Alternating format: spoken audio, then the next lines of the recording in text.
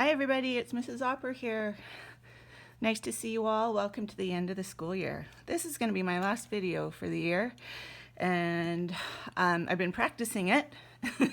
We are going to be doing some graffiti. So graffiti is actually considered art in many ways, and there are graffiti artists out there if you do some research. And graffiti usually goes on sides of buildings. Now hopefully people that do the graffiti ask for permission first. Here are some samples of the ones that I've been doing. Practice. So basically we're going to be doing, in big words, the word dogs, and then we're going to add to the top Uplands Bulldogs. I've added some paws, dog paws. This is, I think, the first one I did. We'll talk a little bit about the coloring when we get there. The first thing you need is a pencil. A Sharpie would be very helpful for after, and an eraser. Okay, so just bear with me. The first thing we're going to do is we're going to print the word dogs, D-O-G-S, and I'm going to use the proper word with an S. On this one I used a Z for dogs, a little more slang-like. Totally up to you. So watch what I do. I'm just going to print the word dogs. And my S is going to be a little bit different because they're a little more tricky. Okay, so D-O-G-S. They're kind of small, they're in the capital letters, and they're in the center. Okay, now from there I am going to work around the letters that I've printed. So I'm going to it's kind of like making bubble letters, but around. So I'm going to start by making a big D. And I'm going to add some little doodads to the outside to make it look just a little cooler. Now I'm pushing quite hard so that you can see. And when you're doing your letters, try to push lightly because we will have to erase after a while when we're done. So there's my D. Here I'm going to do an O. And you've noticed I started behind the D and the O is stopping. So the D is overlapping the O. Okay, now the G. G is a little more challenging. Okay, so watch me, and sorry about the shadow. I know it's there. So the G, I am going to make a little doodad, and then I'm going to come around. So you can see the top of the G forming. From there, I'm going to go like that, and I'm going to bring this part of the G straight down. Remember to pause wherever you need to. From here, my doodad's quite big. I'm going to go back up, and I'm going to bring this G here to align with it. Now we are going to do some erasing after. Here I need to make this a little more 3D. Okay, and we're going to erase after. So I'm making this little thing, and I'm making it up here.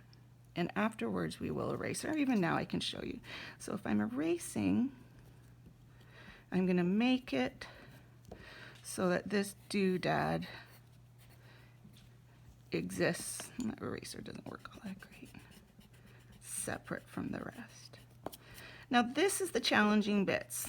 The G and the S are a little more challenging, but you can see how this piece attaches, and then my G goes like that. Okay? Now for your S. Okay, so my S, I'm going to start here, and I'm going to go up like that. Now, this is where the S becomes a little more challenging than the rest of the letters. So I am going to erase that part, and I'm going to bring my S over like that. I'm going to start my doodads for my fancy S, but they're going to go right off the paper. Okay, so you can see how that S is working. Over here, I'm going to add my doodads.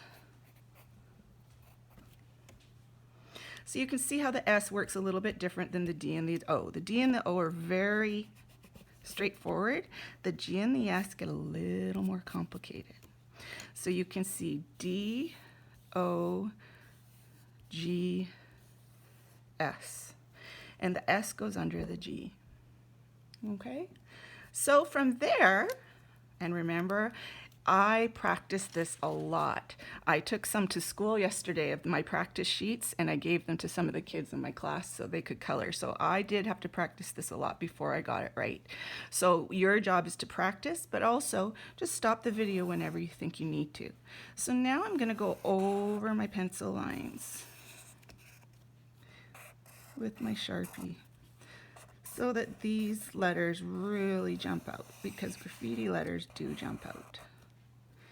Sometimes when I've been doing this part, I've changed my letter a little bit.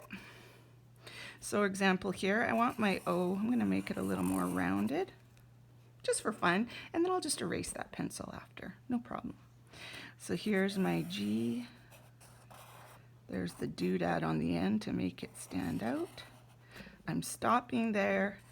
I'm going to do that part of my G and go all the way down.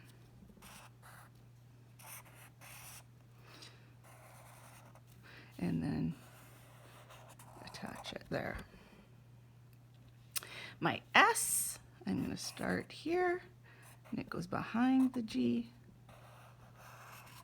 And I'm going to follow my swoop. Oop, I fell off the paper. It's okay. Then I'm going to start my fancy doodads. And I'm going to make that one a little bit bigger there.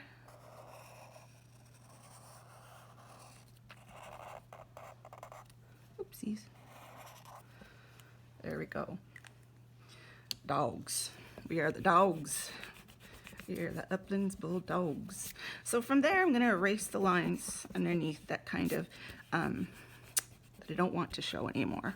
They were my guidelines. Here, I didn't use that circle at all. I created a whole new one. And we will be doing some coloring, so if the pencil line doesn't erase perfectly, that's okay. We'll color over it, most of it anyway. So once you erase the pencil lines, you can see the graffiti makes more sense. The pencil lines kind of interfere with it. But when they're gone, you can see that your G makes sense. Get rid of the S marks.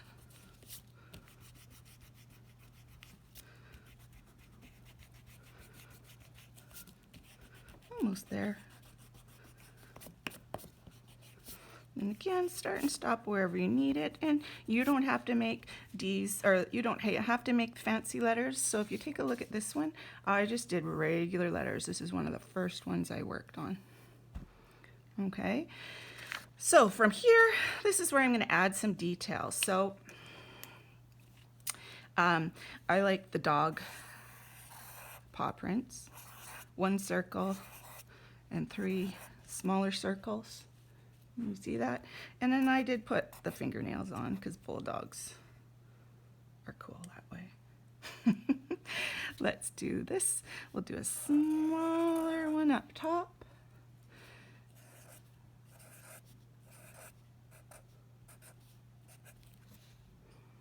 Okay. Here I'm going to do some letters. So we are the Uplands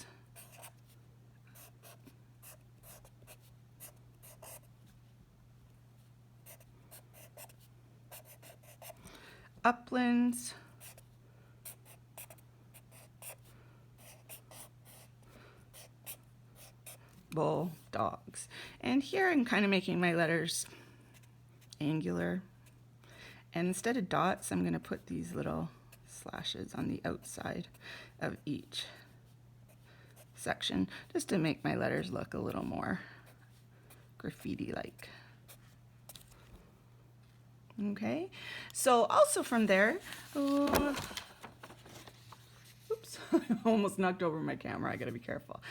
You can add bricks behind, so that's a bit more challenging, the bricks, because graffiti is often happens on bricks, so you can absolutely add that.